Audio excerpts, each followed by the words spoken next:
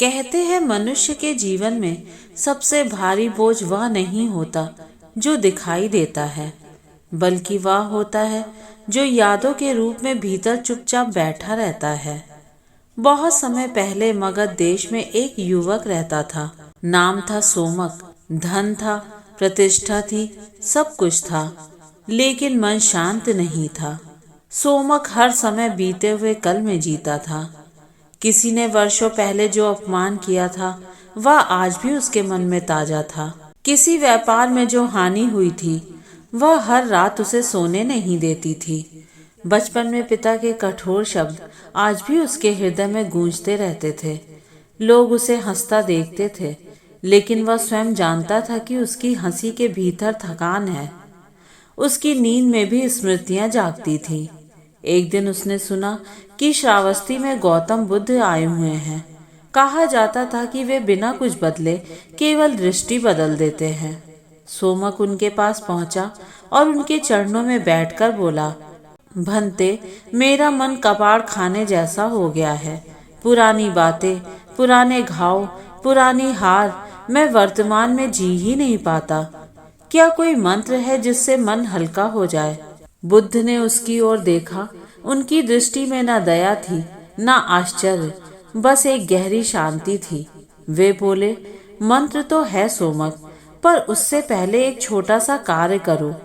कल प्रातः यहाँ आने से पहले रास्ते में मिलने वाले 5 सबसे भारी पत्थर चुनना और उन्हें एक बोरे में भरकर अपने कंधों पर उठाकर लाना। सोमक को यह विचित्र लगा, लेकिन उसने प्रश्न नहीं किया। अगली सुबह वह पत्थरों से भरा बोरा उठाए आया। पसीना बह रहा था, कंधे झुक चुके थे, फिर भी वह खड़ा रहा। बुद्ध पीपल वृक्ष के नीचे शांत बैठे थे। उन्होंने कहा, बोरा अभी मत उतारो, पहले मुझे कुछ भिक्षुओं से बात करनी है। तुम बस इसे उठाए खड़े रहो।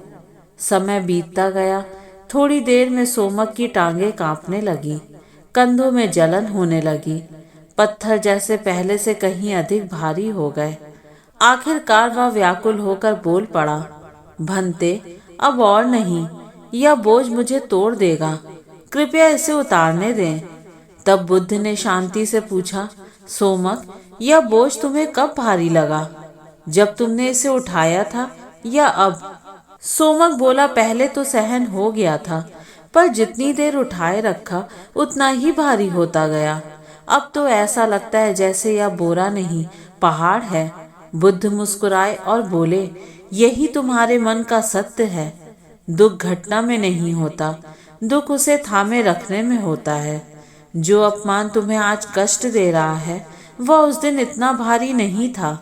जो असफलता तुम्हें तोड़ रही है वह तब केवल एक क्षण की थी, लेकिन तुमने उन क्षणों को अपने मन पर वर्षों तक ढोया है, इसलिए वे पत्थर बन गए। फिर बुद्ध ने कहा, अब बोरा नीचे रख दो। जैसे ही सोमक ने बोझ भूमि पर रखा, उसकी आंखों से आंसू बहने लगे। शरीर हल्का हो गया, सांस गहरी हो गई। बुद्ध ने कहा, यही शून्य है, जहाँ बोझ नहीं वहाँ बंधन नहीं। स्मृतियाँ तुम्हें बांधती नहीं हैं, तुम्हारी पकड़ तुम्हें बांधती है। जिस दिन तुम बीते हुए कल को अपने मन से नीचे रख दोगे, उसी दिन तुम मुक्त हो जाओगे। कहा जाता है उस दिन सोमक ने पहली बार वर्तमान की हवा में बिना किसी बोझ के सांस ली और बुद्ध मुस्कुराते हुए मौन हो गए। बुद्धम शरणम गच्छामि।